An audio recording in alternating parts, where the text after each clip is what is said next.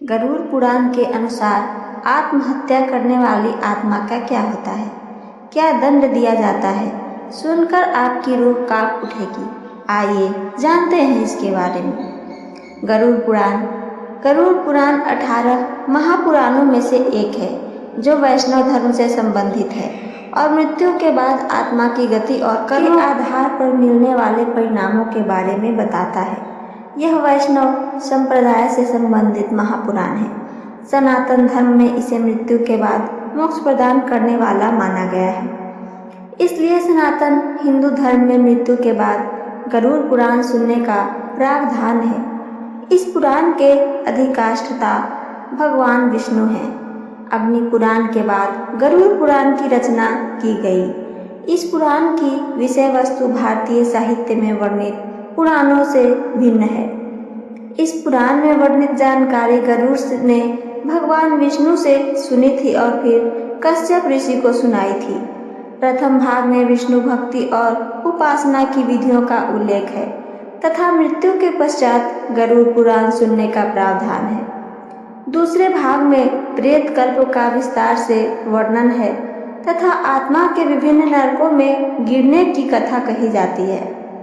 इसमें विस्तार से वर्णन है कि मृत्यु के पश्चात मनुष्य का क्या होता है, वह किस प्रकार की योनियों में जन्म लेता है, प्रेत योनि से कैसे मुक्ति मिल सकती है, श्राद्ध और पितृकर्म किस प्रकार किए जाने चाहिए तथा नरकों के भयंकर कष्टों से किस प्रकार मुक्ति मिल सकती है आदि। गरुड़ पुराण के अनुसार आत्महत्या करने वाले व्यक्ति के कष्ट समाप्त नहीं होते बल्कि उसकी परेशानियां बढ़ ही जाती है। धरती पर आत्महत्या करने वाले व्यक्ति को परलोक में स्थान नहीं मिलता और उसकी आत्मा भटकती रहती है।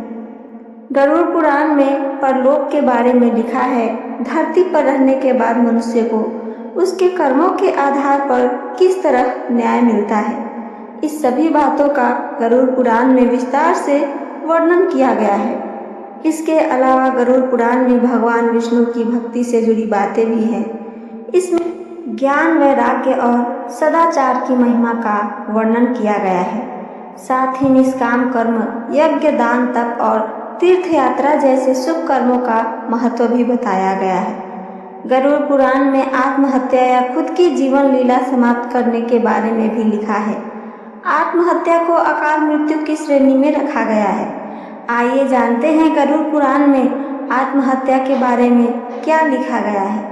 अकाल मृत्यु के कारण 7 चक्र अधूरे रह गए। गरुड़ पुराण के अनुसार जो लोग अपने जीवन के सभी 7 चक्र पूरे कर लेते हैं उन्हें मृत्यु के बाद मोक्ष मिल जाता है।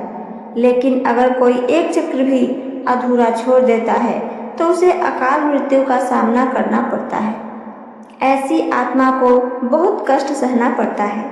गरुड़ पुराण के अनुसार भूख से मरना, हिंसा से मरना, फांसी पर लटकना, आग में जलना, सांप के काटने से मरना, जहर पीना या फांसी लगाकर आत्महत्या करना, ये सभी अकाल मृत्यु की श्रेणी में आते हैं। इसका मतलब ये है कि मौतें समय से पहले होती हैं। आत्महत्या को पाप की श्रेणी में रखा गया है। धरती पर मनुष्य जीवन मिलना बहुत ही मुश्किल है। यह जीवन तपस्या का फल है। अगर कोई आत्महत्या करता है तो उसे नरक भोगना पड़ता है। ऐसा माना जाता है कि हर किसी को मनुष्य के रूप में जन्म लेने का अवसर नहीं मिलता। जब कोई मनुष्य मर जाता है और आत्मा बन जाता है तो उसे 13 अलग अलग जगहों पर भेजा जाता है। अगर कोई आत्महत्या करता है तो उसे 7 नरकों में से किसी एक में भेजा जाता है। वहाँ उसे करीब 60,000 साल बिताने पड़ते हैं। आत्महत्या करने वाले व्यक्ति की आत्मा भटकती रहती है। आमतौर पर आत्माएं 30 से 40 दिन में दूसरा शरीर ले लेती है, लेकिन आत्महत्या करने वाले की आत्माएं लंबे समय तक भटकती रहती है। गरुड़ पुराण में आत्महत्या को भगवान का अपमान बताया गया है। इसलिए आत्महत्या करने वाले को न तो स्वर्ग मिलता है और न ही नर्क। वे लोक परलोक के बीच फंसे रहते हैं। आत्महत्या करने वालों की आत्मा मृत्यु के बाद भी कष्ट भोगती है। कहते हैं कि लोगों को जीवन में दुखों का सामना करना पड़ता है। धरती पर जीवन जीने के लिए संघर्ष करना पड़ता है, लेकिन गरुड़ पुराण के अनुसार आत्महत्या करने वाले व्यक्ति की आत्मा को मृत्यु के बाद भी कष्ट भोगना पड़ता है। उसकी आत्मा बेचैन रहती है और मृत्यु के बाद भी वह जीवन के संघर्ष में प्रेम, दुख आदि के बारे में सोचती रहती है। आत्महत्या करने वाले व्यक्ति केवल भटकती आत्मा बनकर रह जाता है। गरुड़ पुराण की चेतावनी जीवन ईश्वर का दिया हुआ है। गरुड़ पुराण आत्महत्या को केवल एक शारीरिक कृत्य नहीं बल्कि ईश्वर की इच्छा के विद्रोह मानता है। यह शरीर, यह जीवन, यह श्वास सब ईश्वर का उपहार है। जो व्यक्ति आत्महत्या करता है वह ईश्वर द्वारा निर्धारित जीवन क्रम को तोड़ देता है। यह ऐसा ही है जैसे कोई विद्यार्थी परीक्षा के बीच में उत्तर लिखे बिना ही उत्तर पुस्तिका को फाड़ दे। ऐसे में उसे उत्तीर्ण नहीं किया जा सकता है। भावनात्मक दृष्टिकोण से दुख, संघर्ष और समाधान। गरुड़ पुराण केवल दंड या नरक की बात नहीं करता है, वह यह भी समझाता है कि दुख जीवन का अभिन्न अंग है, लेकिन वह नाश का कारण नहीं बनना चाहिए। भगवान विष्णु की भक्ति, जप, ध्यान और सच्चे संतों का साथ मनुष्य को किसी भी अंधकार से बाहर निकाल सकते हैं। गरुड़ पुराण का संदेश जीवन संघर्ष है, लेकिन ईश्वर साथ है।